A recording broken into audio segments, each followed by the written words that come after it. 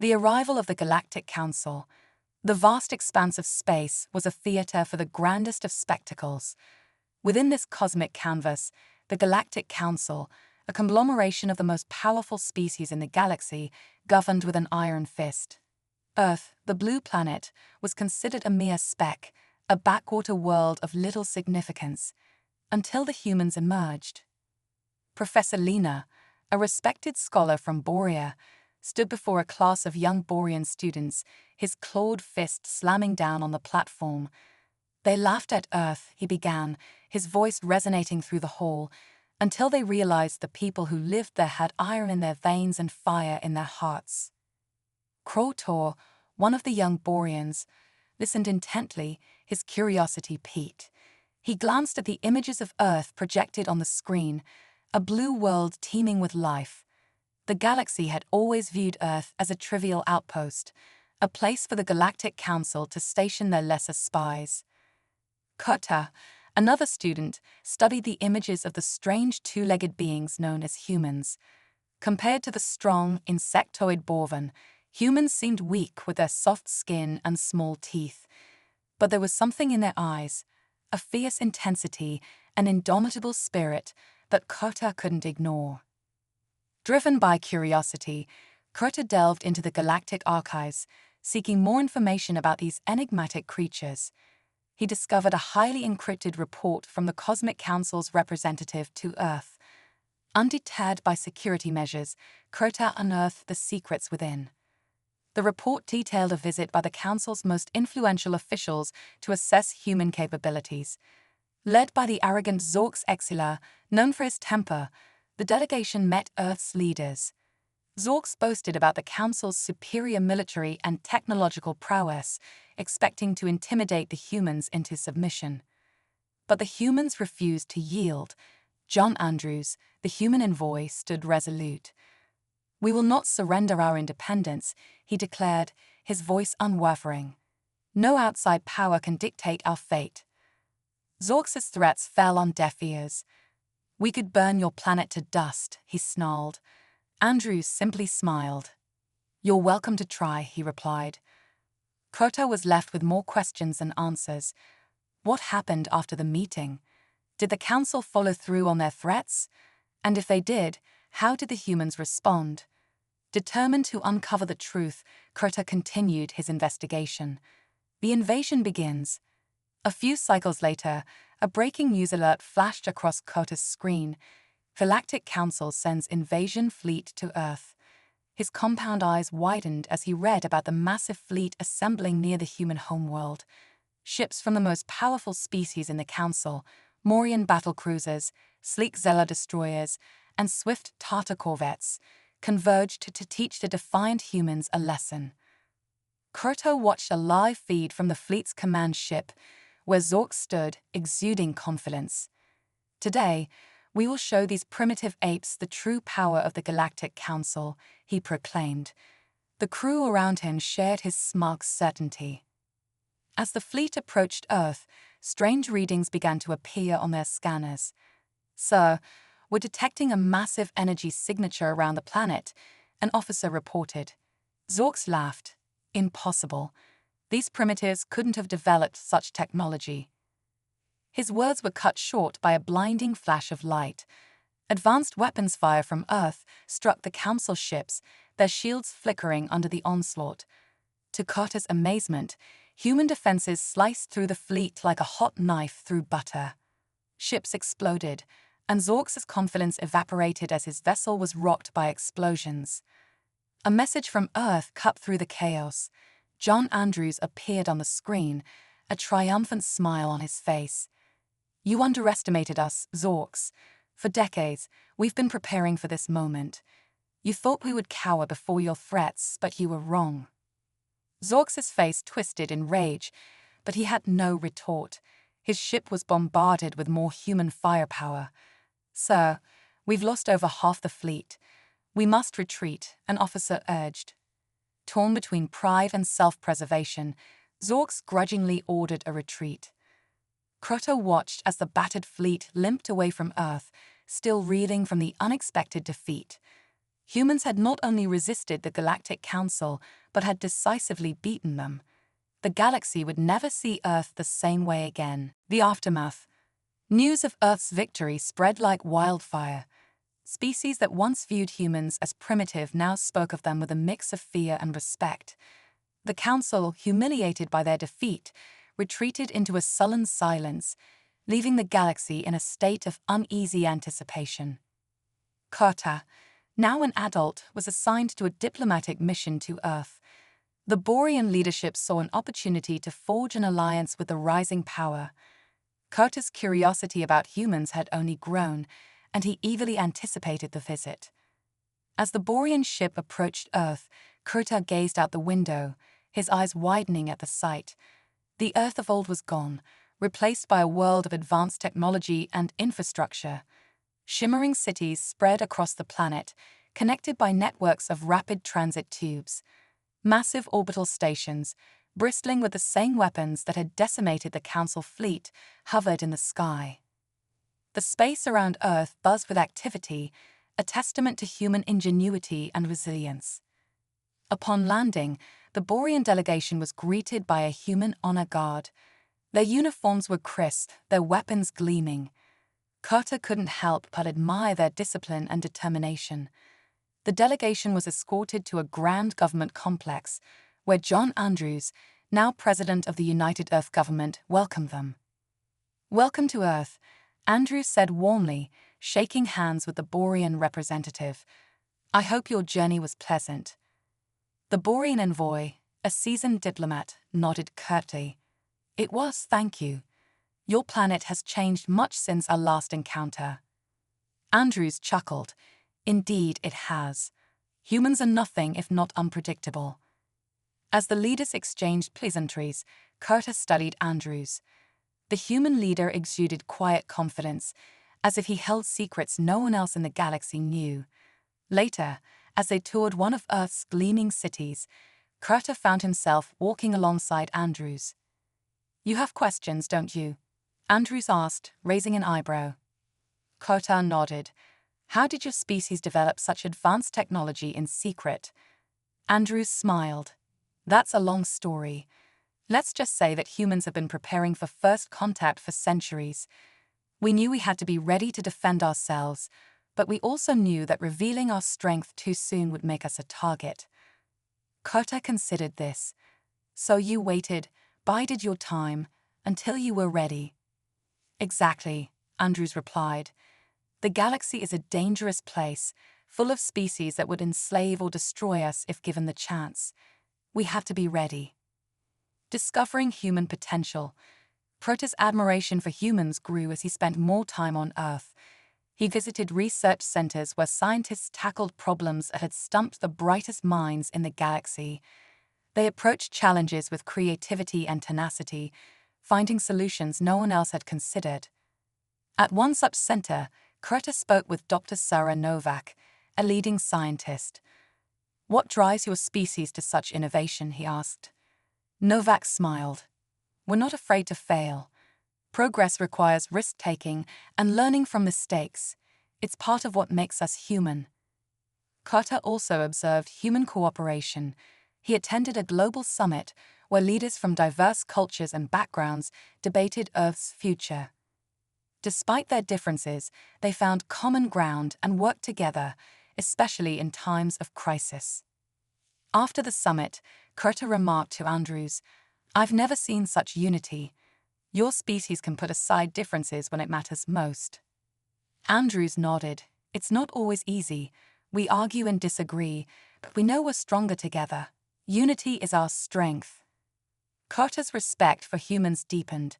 He saw their flaws and strengths, their failures and triumphs. They were not the primitive beings the galaxy had mocked, but a resilient, innovative species poised to shape the future, the path forward. As Carter's mission drew to a close, he reflected on his time with humans. He had come to see them as a force for change in the galaxy. On his final day, he spoke with Andrews outside a towering skyscraper.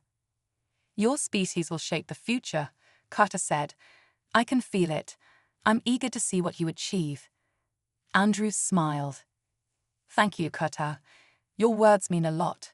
We hope to work together to build a better tomorrow. As Carter boarded the ship to return home, he took one last look at Earth, now a beacon of hope and progress. He knew the galaxy would never be the same. Humans had arrived on the galactic stage, and the story was just beginning. Galactic reverberations. Earth's astonishing victory reverberated across the galaxy. Former allies and enemies alike reevaluated their stance on humanity.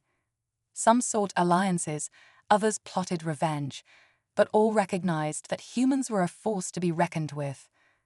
Carter's reports back to Borea were met with both astonishment and admiration. The Borean leadership decided to strengthen ties with Earth, foreseeing the potential benefits of a strong alliance. Diplomatic and trade missions were planned, and Borea prepared to welcome human envoys. Meanwhile, in the Galactic Council's chambers, heated debates ensued. Some members pushed for another attempt to subjugate Earth, while others advocated for diplomacy and cooperation. The Council's unity had fractured, and their once unchallenged authority was now in question. In the shadows, Zork's exiliar seethed with anger and humiliation. He vowed to reclaim his lost honor and sought out allies among those who resented humanity's rise. Whispers of secret plans and covert operations spread, hinting at future confrontations. A new era. Back on Earth, humanity's newfound confidence was palpable. The victory against the Galactic Council had galvanized their spirit and fueled their ambitions. Scientific advancements accelerated, and humanity's presence in space expanded rapidly. John Andrews, now a revered leader, addressed the United Earth government in a historic speech. "We have proven that we are not to be underestimated," he declared, "but our journey is far from over. Together, we will explore the stars, forge new alliances, and face whatever challenges lie ahead. The galaxy is vast, and our story has only just begun." Carter, now an ambassador, stood among the dignitaries, proud of his role in bridging the gap between Earth and Borea. He watched as Andrew's words inspired not just humans, but representatives from various species who had gathered to witness the dawn of a new era. As the sun set over the gleaming cities of Earth, the planet's inhabitants looked to the stars with hope and determination. The galaxy awaited, full of possibilities and challenges, and humans, with their unyielding spirit, were ready to face it all. In the vast expanse of the universe, one thing was certain: humanity had arrived, and their journey was far from over. Building bridges. The next few years were marked by rapid progress and cooperation. Earth became a bustling hub of interstellar activity, with delegations from various species visiting to learn, trade, and form alliances. The United Earth government worked tirelessly to maintain peace and foster collaboration. Carter, now an established ambassador, played a crucial role in these diplomatic efforts. He worked closely with human officials to establish a series of cultural exchange programs, scientific collaborations, and joint defense initiatives. The bond between Earth and Borea grew stronger, serving as a model for other species considering alliances with humanity. One of the most significant achievements was the establishment of the Galactic Unity Council, a new interstellar organization dedicated to promoting peace, scientific advancement, and mutual aid. Representatives from dozens of species, including humans, Boreans, Morian, and Zellar, gathered to discuss and resolve issues that affected the entire galaxy. The unseen threat. Despite the positive strides, not all was well. In the shadows, Zork's exiliar and his allies continued to plot against humanity. They sought to undermine Earth's influence and reclaim the Galactic Council's dominance. Using espionage and sabotage, they aimed to destabilize the fragile alliances forming around Earth. One night, Carter received a coded message from a Borean intelligence agent. The message detailed plans for a coordinated attack on key human installations designed to cripple their defense and sow chaos. The attack was scheduled to occur during the next Galactic Unity Council meeting, when many of Earth's leaders would be off-planet. Carter acted quickly, informing John Andrews and the United Earth government. In response, a plan was devised to thwart the attack and expose Zorks' treachery. Special forces from Earth and their allies prepared to intercept the saboteurs and protect the Council meeting. The battle for unity. The day of the Galactic Unity Council meeting arrived. Representatives from all member species gathered in a massive space station orbiting a neutral planet. The atmosphere was tense, with whispers of an impending threat spreading among the delegates. As the meeting commenced, Earth's security forces and their allies were on high alert. Carter and Andrews coordinated the defensive efforts, ensuring every possible entry point was covered. Suddenly, an alert sounded. The saboteurs had been detected approaching the station. A fierce battle erupted in the corridors and docking bays of the space station. Earth's special forces, along with Borean and Zelo troops, engaged the infiltrators in intense combat. Carter fought alongside them, his claws and weapons a blur of motion. Despite the initial surprise, the defenders held their ground, gradually pushing the saboteurs back. In the midst of the battle, Zork's Exilar himself appeared, determined to carry out his plan personally. He confronted Andrews and Carter in a dramatic showdown in the main hall of the station. "You think you can change the galaxy, but you are nothing compared to the might of the Galactic Council," Zork sneered. Andrews stepped forward, his eyes blazing with determination. "We don't seek to dominate the galaxy, Zorks. We seek to unite it. And we will not be intimidated by those who cling to outdated notions of power." The ensuing battle was fierce, but ultimately, Andrews and Carter overpowered Zorks. As the defeated saboteurs were rounded up, the Galactic Unity Council members watched in awe and relief. The threat had been neutralized, and the vision of a united galaxy had been preserved. A new dawn. With Zorks' defeat and the exposure of his plot, the Galactic Unity Council emerged stronger than ever. The attempted sabotage had reinforced the importance of unity and cooperation, strengthening the bonds between member species. Carter, now hailed as a hero, continued his work as an ambassador, fostering understanding and collaboration among diverse cultures. John Andrews remained a guiding force for humanity and their allies, his leadership ensuring that Earth continued to play a pivotal role in the galaxy's future. The Galactic Unity Council launched new initiatives to promote peace, scientific discovery, and mutual aid. Joint research projects led to breakthroughs in medicine, technology, and environmental sustainability.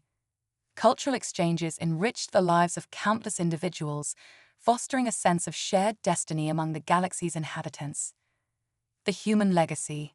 Years passed, and Earth's influence continued to grow. The story of humanity's rise from a mocked and underestimated species to a beacon of hope and progress became a legend told across the stars. Humans were celebrated for their resilience, creativity, and unwavering spirit. Carter, now an elder statesman, looked back on his journey with pride. He had witnessed firsthand the transformation of Earth and the galaxy, playing a crucial role in bridging the gaps between species. As he gazed at the night sky from his home planet, he knew that humanity's legacy would endure for generations to come. John Andrews, too, reflected on the incredible journey. He understood that the true power of humanity lay not in their advanced technology or military might, but in their ability to unite, to inspire, and to create a better future for all. Under his leadership, Earth had become a symbol of what could be achieved when species worked together for the common good. As the galaxy continued to evolve, one thing remained clear: the story of humans and their allies was far from over. It was a story of hope, of perseverance, and of the boundless potential that lay within every being, no matter their origin.